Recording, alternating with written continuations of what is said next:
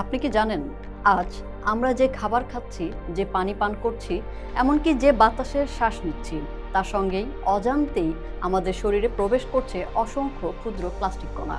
আরও বিস্ময়কর বিষয় হলো এই কণাগুলো এখন শুধু পরিবেশে সীমাবদ্ধ নেই।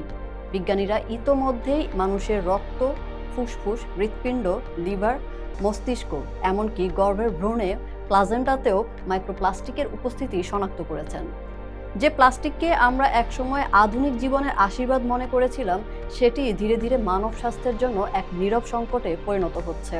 তাই প্রশ্ন উঠছে, আগামী প্রজন্ম কি সত্যি নিরাপদ? মাইক্রোপ্লাস্টিক বলতে বোঝায় এমন ক্ষুদ্র প্লাস্টিক কণা যেগুলো আকার 1 মাইক্রোমিটার থেকে 5 মিলিমিটার পর্যন্ত।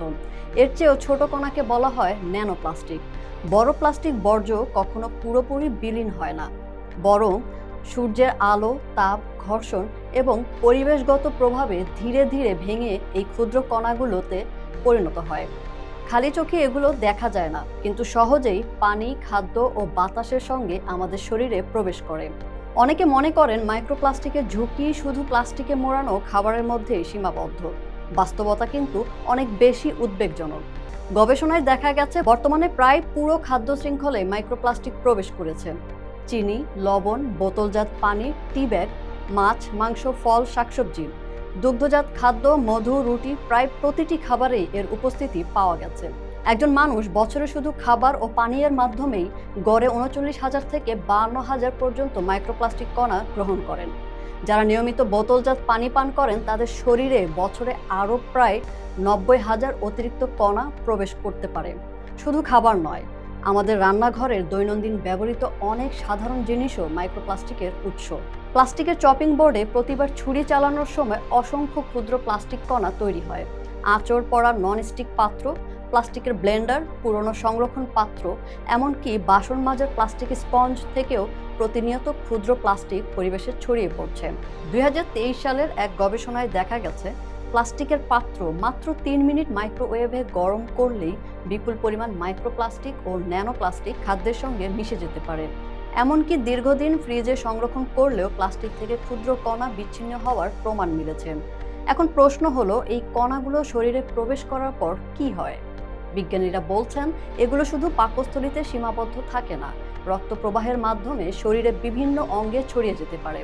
সাম্প্রতিক গবেষণায় মানুষের রক্ত, ফুসফুস, হৃৎপিণ্ড, লিভার, মস্তিষ্ক এবং গর্ভস্থ শিশুর প্লাজেন্টায় মাইক্রোপ্লাস্টিক শনাক্ত হয়েছে। 2025 সালের একটি গবেষণায় মৃত মানুষের মস্তিষ্কে উচ্চমাত্রার মাইক্রোপ্লাস্টিক পাওয়া যায়, যেখানে ডিমেনশিয়ায় আক্রান্তদের ক্ষেত্রে এর পরিমাণ তুলনামূলকভাবে অনেক বেশি ছিল।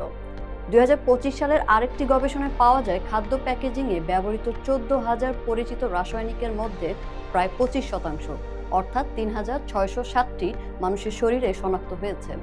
অন্য একটি গবেষণায় হৃদযন্ত্রের ধমনীতেও মাইক্রোপ্লাস্টিক পাওয়া গেছে এবং যাদের ধমনীতে এসব কণা ছিল তাদের হৃদরোগ বা স্ট্রোকের ঝুঁকি উল্লেখযোগ্যভাবে বেশি দেখা গেছে। তবে এখানেই একটি গুরুত্বপূর্ণ বিষয় রয়েছে। বিজ্ঞানীরা এখনও নিশ্চিতভাবে বলেননি যে মাইক্রোপ্লাস্টিকই সরাসরি হৃদরোগ, ক্যান্সার বা ডিমেনশিয়ার কারণ ফল সম্পর্ক প্রমাণ করার মতো দীর্ঘমেয়াদী গবেষণা এখনও চলছে।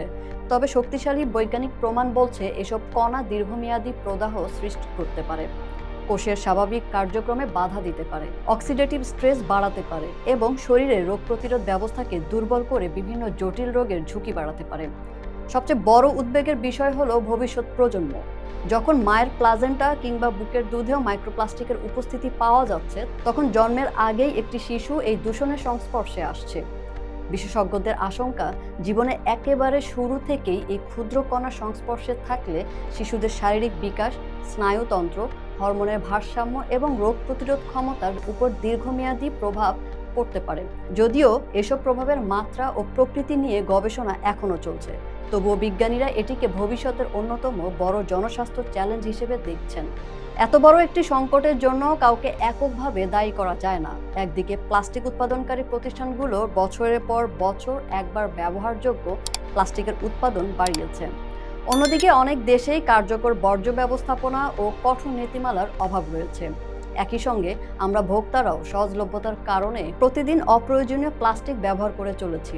অর্থাৎ ব্যক্তি, শিল্প প্রতিষ্ঠান এবং রাষ্ট্র, তিন পক্ষের সম্মিলিত দায়িত্ব ছাড়া এই সংকট মোকাবেলা সম্ভব নয়। তাহলে সমাধান কোথায়? প্রথমত, ব্যক্তিগত জীবনে কিছু ছোট ছোট পরিবর্তন আনা সম্ভব। প্লাস্টিকের পাত্রে খাবার গরম না করা, পুরনো বা ক্ষতিগ্রস্ত প্লাস্টিকের জিনিস বদলে ফেলা, কাঁচ বা স্টেইনলেস স্টিলের পাত্র ব্যবহার করা, বোতলজাত পানির উপর নির্ভরতা কমানো এবং একবার ব্যবহারযোগ্য প্লাস্টিক এড়িয়ে চলা। এসব অভ্যাস ঝুঁকি কিছুটা কমাতে সাহায্য করতে পারে, তবে শুধু ব্যক্তিগত সচেতনতা দিয়ে এই সমস্যার সমাধান হবে না। বাংলাদেশের মতো দেশে বাঁশ, বেত, পাট, কাঁচ, মাটির পাত্র, সিরামিক ও স্টেইনলেস স্টিলের মতো পরিবেশ বান্ধব বিকল্প বহুদিন ধরেই রয়েছে। প্রয়োজন হলো এসব পণ্যকে আরও মানসম্মত, সহজলভ্য এবং সাশ্রয়ী করে তোলা। দেশীয় পরিবেশ বান্ধব শিল্পে বিনিয়োগ বাড়াতে হবে। প্লাস্টিকের বিকল্প পণ্যের উৎপাদন ও ব্যবহারে উৎসাহিত করতে হবে এবং একবার ব্যবহারযোগ্য প্লাস্টিক ধীরে ধীরে কমিয়ে আনতে হবে। লক্ষ্য হওয়া উচিত সম্পূর্ণ প্লাস্টিক মুক্ত পৃথিবী নয়, বরং প্লাস্টিকের উপর আমাদের অপ্রয়োজনীয় নির্ভরতা যতটা সম্ভব কমিয়ে আনা। কারণ বাস্তবতা হলো, চিকিৎসা, প্রযুক্তি এবং আধুনিক শিল্পের অনেক ক্ষেত্রে প্লাস্টিকের বিকল্প এখনও পুরোপুরি সম্ভব নয়। কিন্তু যে প্লাস্টিকের ব্যবহার আমরা এড়াতে পারি, সেটি কমানোর সুযোগ আমাদের হাতেই রয়েছে। বিজ্ঞানীরা মনে করেন, বিশ্বব্যাপী যদি প্লাস্টিক দূষণ উল্লেখযোগ্যভাবে কমানো যায় এবং কার্যকর বর্জ্য ব্যবস্থাপনা নিশ্চিত করা যায়, তাহলে মানবদেহে মাইক্রোপ্লাস্টিক প্রবেশের হারও অনেকটা কমিয়ে আনা সম্ভব। আজ আমরা যে প্লাস্টিক ব্যবহার করছি তার একটি অংশ হয়তো কয়েক দশক পর আমাদের সন্তানদের খাবার, পানি কিংবা বাতাস হয়ে আবার আমাদের কাছেই ফিরে আসবে। তাই প্রশ্নটি এখন আর শুধু প্লাস্টিক ব্যবহার করব কি না সেটি নয়, বরং প্রশ্ন হলো কত দ্রুত এবং কতটা কার্যকরভাবে আমরা এর উপর নির্ভরতা কমাতে পারব। কারণ প্লাস্টিক দূষণ এখন আর শুধু পরিবেশের সমস্যা নয়, এটি জনস্বাস্থ্য, খাদ্য নিরাপত্তা এবং আগামী প্রজন্মের ভবিষ্যতের প্রশ্ন। আর সেই ভবিষ্যৎ রক্ষার সিদ্ধান্ত আমাদের আজই নিতে হবে।